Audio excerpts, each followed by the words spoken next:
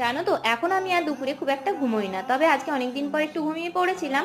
ঘুম থেকে উঠে দেখি শরীরে কোনো এনার্জি নেই, কোনো কাজ করতে ইচ্ছেই করছে না, তাই ভাবলাম আগে ফ্রেশ হয়ে নিই, তারপর বাকি কাজে হাত দেওয়া যাবে। তো ফ্রেশ হয়ে জামাটা চেঞ্জ করে চলে এসছে এখন সন্ধ্যা দেখাতে। সন্ধ্যা দিয়ে গপুকে শুইয়ে দিলাম, আর ততক্ষণে দীপও চলে এসছে, আর ও নিয়ে এসছে আজকে চপ আর পেঁয়াজি।